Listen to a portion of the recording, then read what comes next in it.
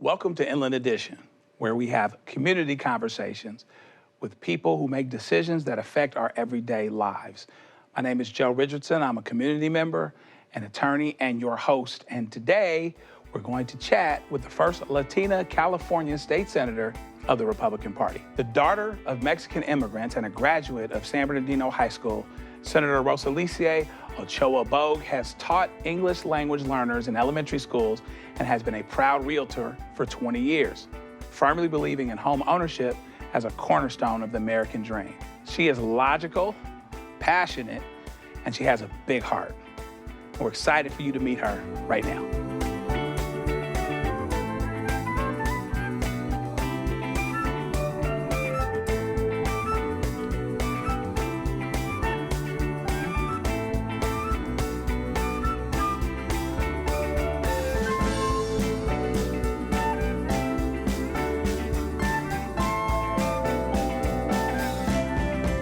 I am proud to be here with State Senator Rosalicia Ochoa Bogue. Thank you for being here. Thank you so much for the invitation. Let's ask here. I always kind of talk here because there's always this question of, hey, wow, how did you get here? Was it for you, getting you down the path of the road of public service? Was it an aha moment? Was it, one thing? Or was it just an evolution of the things that you already do?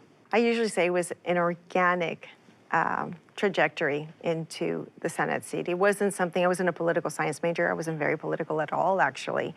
My husband had run for city council and he had done that, but I wasn't very, very engaged. And I think that's one of the reasons why that experience, that life experience, actually directs how I work as a senator and my priorities, because I'm taking what I didn't know back then and what I do know now and trying to empower people in engaging their voice and having them informed.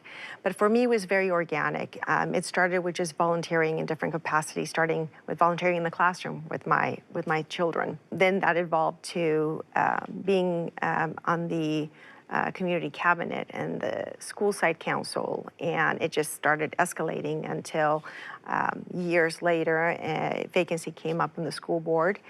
And one of the school board members and the superintendent knew that I had, they knew who I was because of the work that I had done in the school district, asked if I would consider, had I considered applying for the position. I thought, I don't have the ability to do that. I don't have the qualifications. And it's funny because they automatically, said, well, actually you do.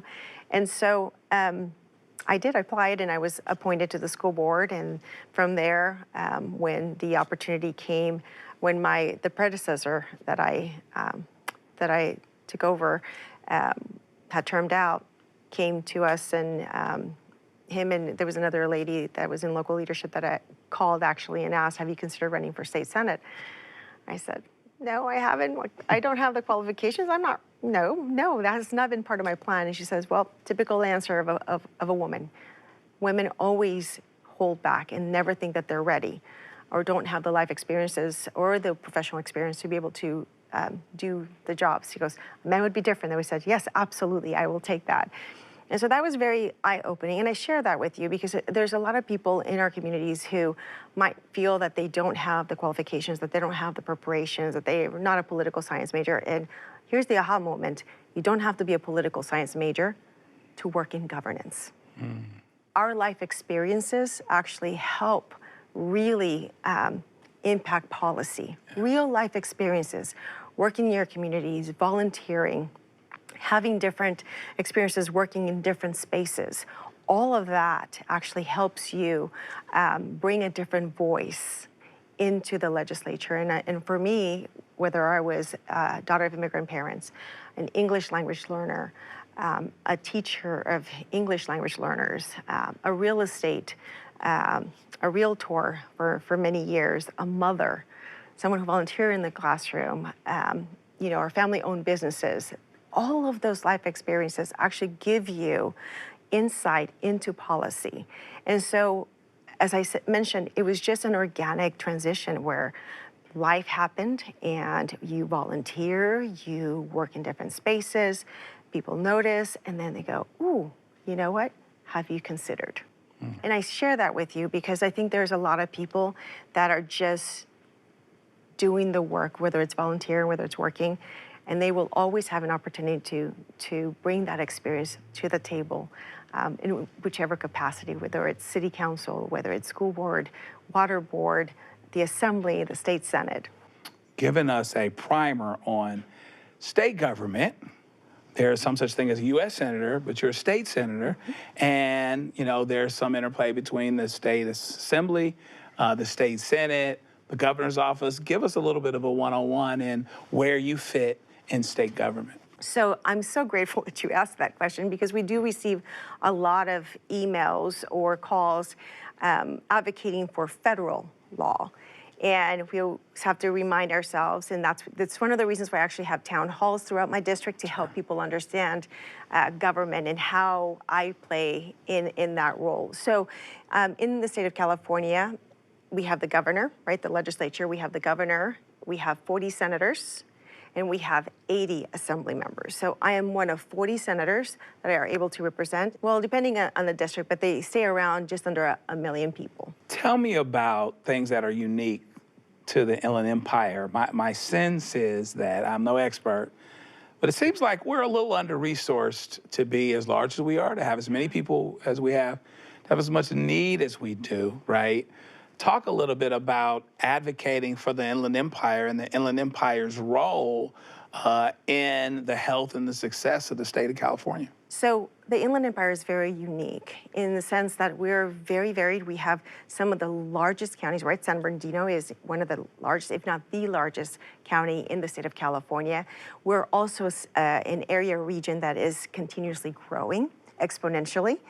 And so we have an excellent time. Historically, we've had some surveys, some studies that have come out that have actually shown that we haven't received an optimal amount of resources in the area. But what was beautiful, and I think, and I'm not sure if it's unique to this time and era, because I can only speak as a senator who's been in my seat for 2.5 years, but I can share that being within the Inland Empire is being one of several. I think we have about 20 members right now with the Inland Empire Caucus, which are both assembly members and senators representing the both Riverside and San Bernardino County.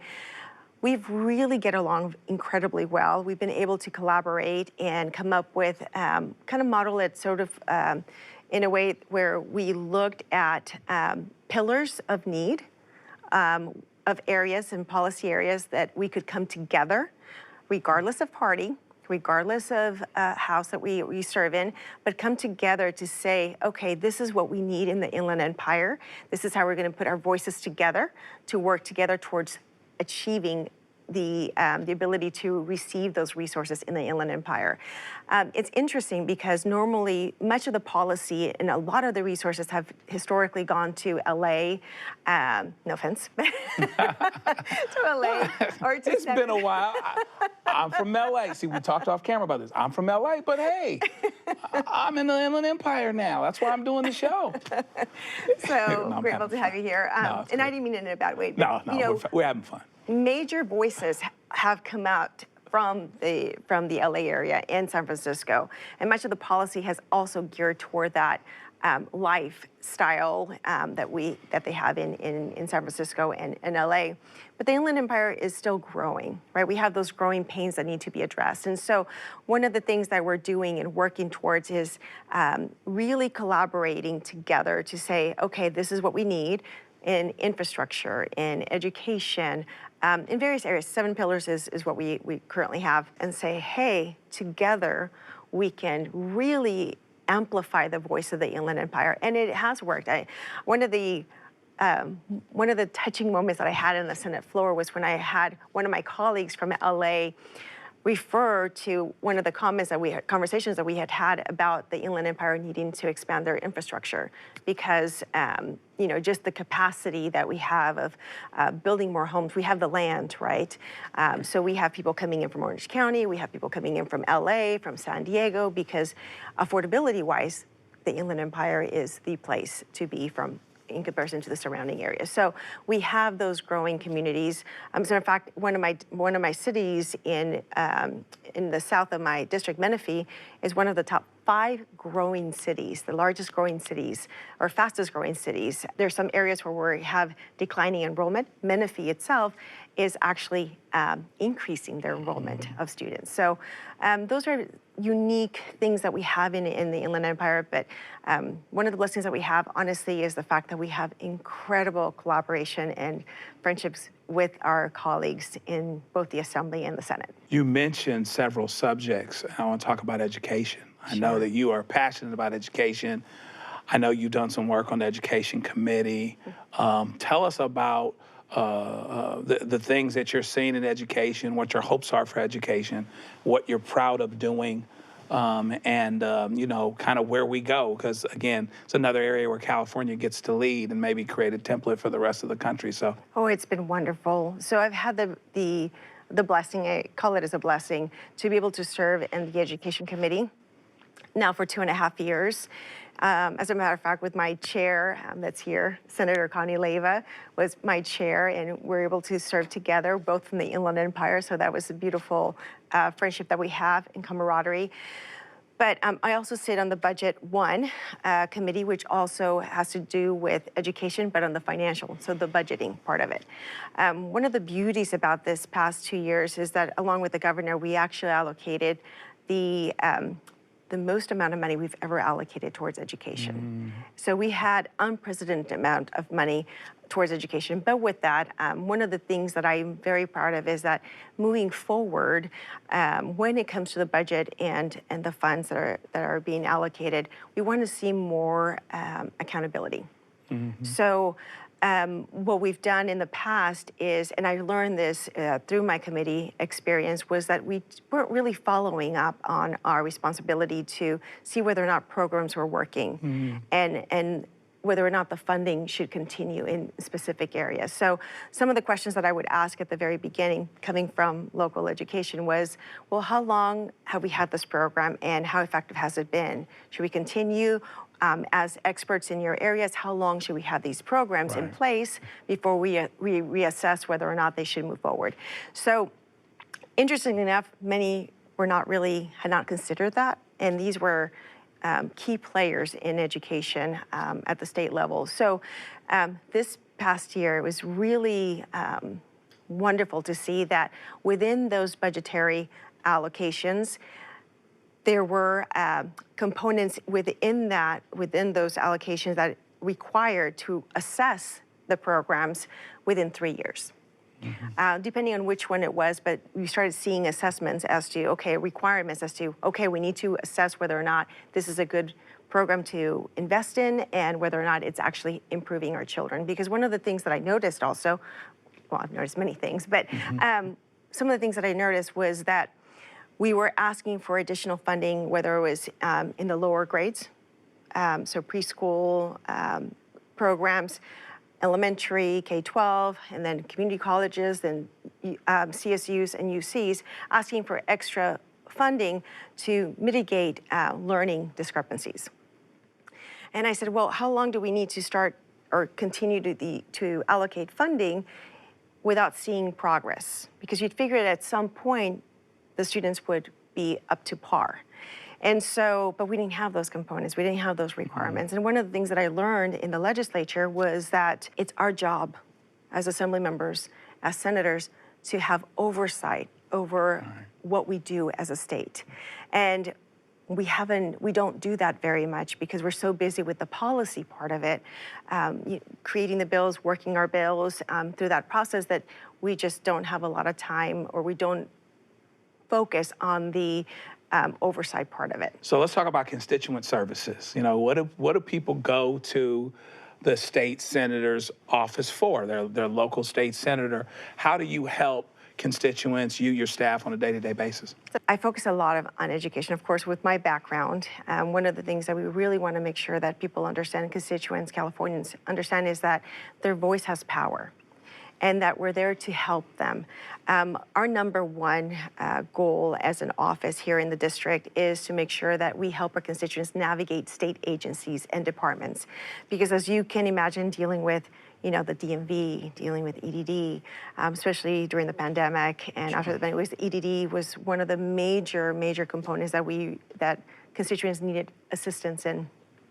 And what they don't know is that as you go through the different departments, sometimes it can get pretty lengthy in waiting on the phone or waiting for documents to be received or just communicating with someone. And so our office, or any assembly member's office, any senator's office, has direct contact with any state department, state agency, and they have and because of that, we're able to facilitate the communication a little faster. So I always say, because if you have an issue with a state agency or department, give us a try. And we're very good about hiring people who are constituent service minded. So it's customer service, right? Making sure that we're there for you to help you. What would you say is the hardest part about your job? I think the hardest part is trying to reach as many constituents as possible to help them, empower them. And I say that because people are so busy, right? They're in survival mode. There are many families who are working 2, 3 jobs, maybe more, long days, and then they have children that they have to care for, and so they don't have the time to be engaged, and so. It's so important. Now that I'm on a different side, I wasn't a political science major. I was not even politically savvy, which I think is a good thing for me because I come in very naive in the politics part and the negative part of it. So I come in with the most open heart, just trying to do what is right. It's hard to communicate with constituents about the importance of being civically engaged. I think that's one of the biggest challenges that I personally have, and I think it's so important that we figure out how do we get people involved in government in making sure that they know the policies that we're discussing. And I say this because there was a comment that one of my colleagues mentioned in which he said, we're at a conference, and he says, Rosalicia, this is what Californians want, in speaking about policies. And I started thinking about that, and it really struck me, this is what Californians want. And as I was thinking about that, I went home, and I'm a founder. I go home and I think. I think about my votes. I think about what I said. I think about, the policy that we're going to be voting on. I'm a deep thinker. And I went home and I was thinking, and really, I don't know why it struck me. I'm not sure that this is what Californians want. And I say that because people are so busy, they don't know the policies that we're discussing and we're voting on. So as I do my town halls through my district, I try to give them as much answer questions and let them know the policy that we're discussing. And many of them are absolutely not in agreement with a lot of the policies, but they don't know about them. And the number one thing that I hear from my constituents is like, how is it that we don't know? And I said, exactly, which is why I'm here.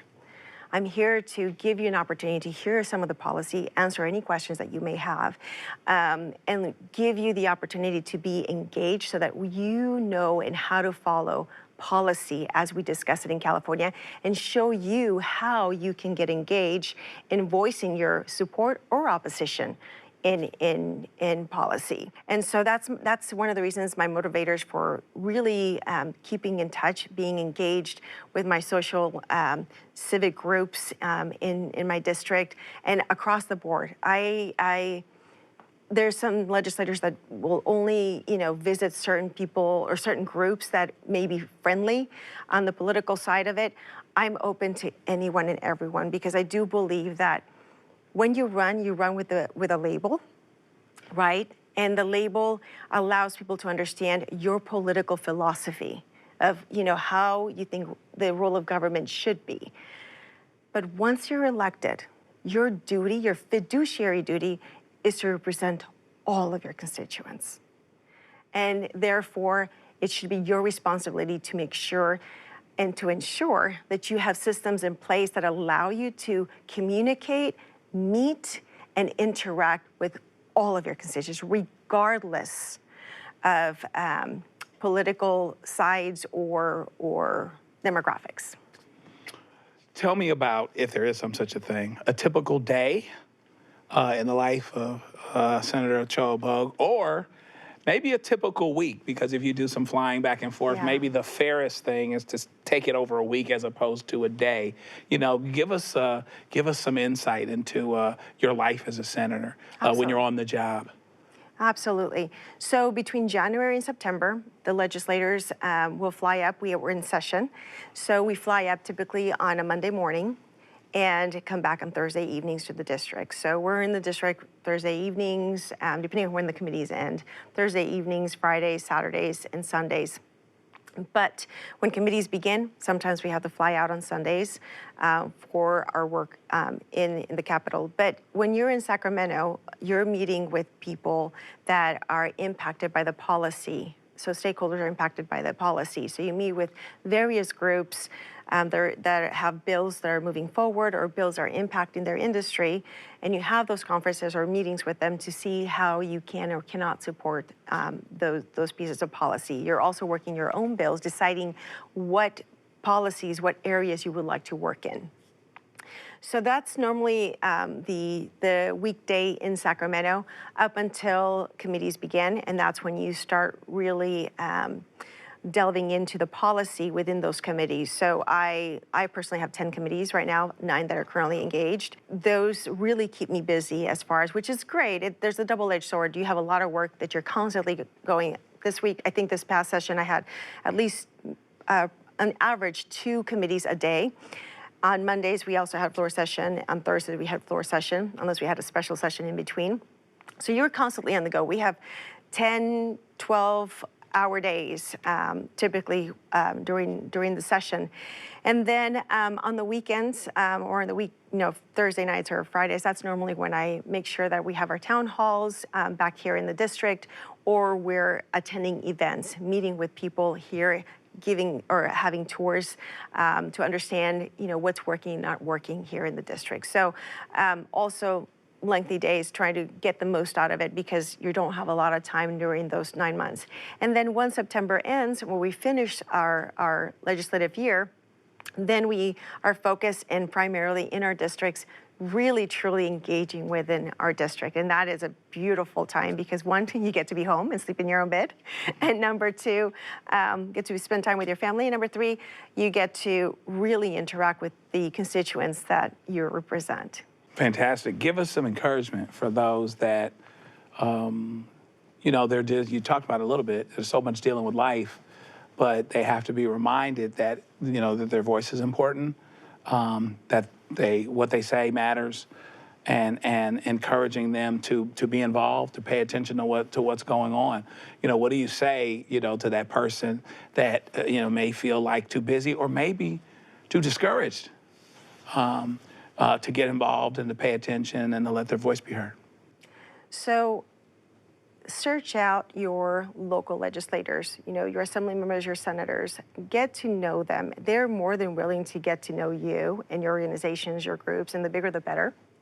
But go to their offices, meet with the team, learn how they do constituent services, how the offices can help you. But here's the most important part, I think, and different offices will have different models of how they reach out to the constituents, but find out how they mitigate the information of the legislation that is being considered to their community members, and then be engaged, meaning call the office, email the office or the committee that is handling the policy at that time, call, email, or mail a letter. And the reason I say that is many people don't know, but the state offices and the assembly offices have an LCMS database, which when you call, when you email, when you write a letter, you let us know what you feel about policy, whether you support or you oppose a piece of policy, it actually gets logged in. The staff actually logs that in, and that is helpful for your legislator in Sacramento to know these are the policies that are being engaged with in your community. And that gives them both the leg team and in the case the senator the ability, the insight into what's important in your community. So there's different ways of mitigating that information, but reach out to your local electeds to see, because many Californians are so focused on the federal government and what's going on there. And yes, that's important, but state government impacts your personal family life and your work area. So it has incredible personal impact on you, which is why it's so important for you to be informed on what policies are being discussed and letting your legislator and the committee members know how you feel about that policy. Your voice has power. I say own it and definitely use it. Well, Senator Ochoa Bogue, thank you so much for being with us on Inland Edition. And let's do this again before too long, okay? I'd love that. Thank you. And thanks for watching us on the Inland Edition. Continue to join us as we go down the road toward, yes, building bridges, one conversation at a time. See ya.